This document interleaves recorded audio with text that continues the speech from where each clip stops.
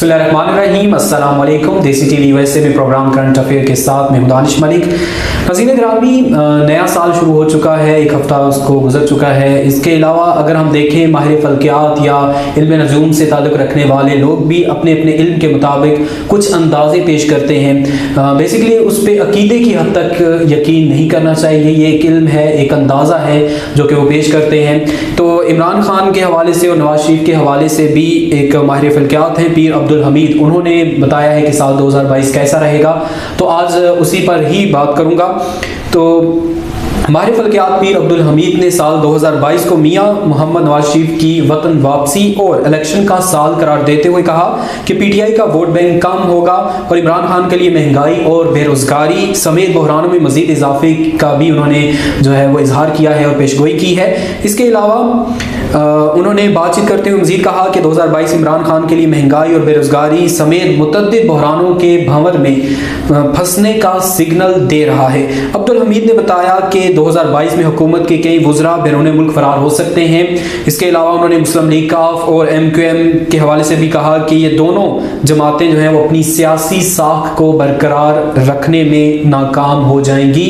तो पीर अब्दुल हमीद के मुताबिक उन्होंने इमरान खान के हवाले से यानी बेरोजगारी, और अगर देखा भी जाए तो अगर इस इल्म से हटके भी देखा जाए तो वाकई ऐसा लग रहा है, क्योंकि महंगाई एक बहुत बड़ा और गंभीर मसला बनता जा रहा है। और वोट बैंक की अगर बात की जाए तो पीटीआई का वोट बैंक इससे बहुत मुतासर हुआ है। हमने देखा कि पीके में जो इलेक्शन हुए उसका एक मरहला जो हुआ उसमें हमने देखा कि दूसरी जमातें भरपूर अंदाज में आगे आई। JUI फे की अगर बात की जाए तो उसने पेशावर की मेयर की सीट तक अपने नाम कर ली और कामयाबी उनको मिली।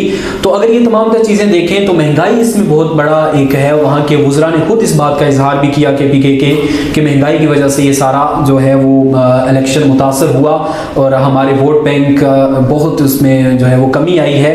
तो अब्दुल हमीद के मुताबिक जो अगला साल है वो इलेक्शन का साल भी होगा।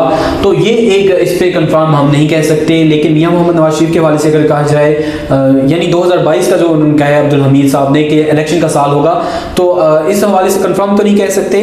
लेकिन मियां मोहम्मद नवाज शरीफ की वतन वापसी के हवाले से अगर बात की जाए तो कुछ राहें हमवार होती हमें नजर आती हैं। और माहिर फल्कियात ने सिर्फ पाकिस्तान के हवाले से नहीं बल्कि दुनिया के दिगर ममालिक के हवाले से भी अपने इल्म के मुताबिक कुछ अंदाजे पेश किए हैं। माहिर फल्कियात के मुताबिक अमेरिका, जनूबी कोरिया, भारत, तुर्की और बांग्लादेश के सरबराहान ममलिकत के सितारे खतरात का इशारा देकर इन्हें सिक्योरिटी को सख्त करने का मशवरा दे रहे हैं, जबकि सितारों के हिसाब से चीन ताइवान पर कब्जा और सुपर ताकत का ऐलान कर सकता है। तो अगर चीन की बात करें ताइवान के हवाले से भी, और अगर हम पाकिस्तान की बात करें तो चीन वन चाइना पॉलिसी पर पाकिस्तान उस पर कायम है, पाकिस्तान की खाजा पॉलिसी। लेकिन दोनों हवाले से अगर ताइवान और चीन का देखें मामला और फिर अमेरिका के हवाले से भी देखें तो वो भी एक कशीदगी पाई जाती है। इसके अलावा माहिर फल्कियात ने कहा है कि जो रूस और यूक्रेन का मामला है उस पे उनका कहना है कि रूस यूक्रेन पर कब्जा कर सकता है। माहिर फल्कियात का बताना है कि 2025 तक आलमी जंग छिड़ने के मुसलसल इशारे मिल रहे हैं और इस दौरान चीन, ताइवान और रूस यूक्रेन पर कब्जा कर सकता है। हमने पिछले दिनों भी देखा रूस, यूक्रेन, यूरोप और अमेरिका इस मामले में काफ़ी हमें कशीदगी नज़र आई। और इसके बाद रूस ने जो है वो यूक्रेन की सरहद पर अपनी फौज लगा दी थी और तादाद के हवाले से कोई 10,000, कोई 30,000 या इससे भी ज़्यादा कहा जा रहा था। लेकिन बाद में देखा कि अमेरिका का भी दबाव पड़ा और यूरोप की जानब से भी इसकी मजम्मत की गई। तो इसके बाद रूस ने अपनी फ़ौज को यूक्रेन की सरहद से वापस भी बुलाया। और अगर हम मज़ीद बात करें माहिर फल्कियात पीर अब्दुल हमीद की, तो उन्होंने अफगानिस्तान के हवाले से बताया है कि अफगान हुकूमत के रोशन मुस्तकबिल के साथ उसके पाकिस्तान में नुमायां असरात का सिग्नल भी दे रहे हैं। यानी उनके मुताबिक अफगानिस्तान का मुस्तकबिल रोशन है और पाकिस्तान में उसके नुमायां असरात। अच्छा, इसकी अगर बात करें अफगानिस्तान का, पाकिस्तान में वाकई उसके असरात तो पड़ते हैं, अब चाहे मनफी हो या फिर वो हम देखते हैं कि मुस्बत हो, क्योंकि अफगानिस्तान का अमन, पाकिस्तान के अमन और पाकिस्तान का अमन दोनों का एक दूसरे के साथ बहुत ही गहरा गहरा ताल्लुक है। और अफगानिस्तान में अगर अमन होता है तो क्योंकि सरहद हमारी इतनी लंबी एक सरहद है, उसका मामला, और फिर दोनों ममालिक में कबायली इलाकों में जो है वो एक दूसरे के ख़ानदान एक दूसरे के सरहदी इलाकों में रहते हैं, बसते हैं, और फिर कशीदगी जब बढ़ती है।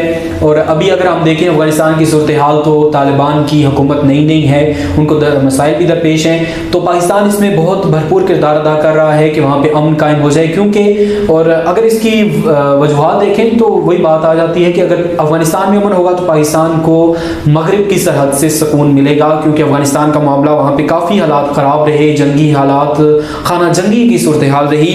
लेकिन अब जो है वो माहिर फल्कियात भी इस हवाले से बात करते हुए दिखाई देते हैं कि उसका मुस्तकबिल रोशन है।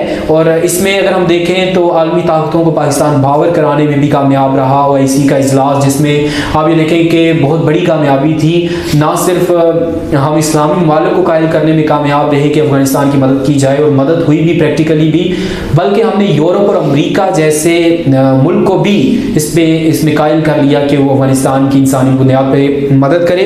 तो नाज़रीन, ये तो कुछ इशारे थे माहिर फल्कियात पीर अब्दुल हमीद साहब के इल्म के मुताबिक कि 2022 कैसा होगा। और एक हफ्ता देखें तो 2022 को गुजर चुका है, तो उन्होंने सबसे बड़ी जो बात की है कि मियां मोहम्मद नवाज शरीफ की वतन वापसी का यही साल है। इसके अलावा इमरान खान के लिए ये साल कुछ ज़्यादा अच्छा साबित नहीं होगा, बेरोज़गारी की वजह से उनके वोट बैंक में फ़र्क पड़ेगा। और सबसे बड़ी बात जो माहिर फल्कियात ने कही है कि 2022 में ही इलेक्शन हो सकते हैं।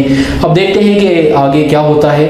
तो मज़ीद इस हवाले से जो भी अपडेट होंगी हम आपके साथ शेयर करते रहेंगे। इसी के साथ ही आज के प्रोग्राम का वक्त हुआ चाहता है ख़त्म। कल फिर हाज़िर होंगे नए मौजू के साथ, तब तक के लिए दीजिए इजाज़त। अल्लाह हाफिज़।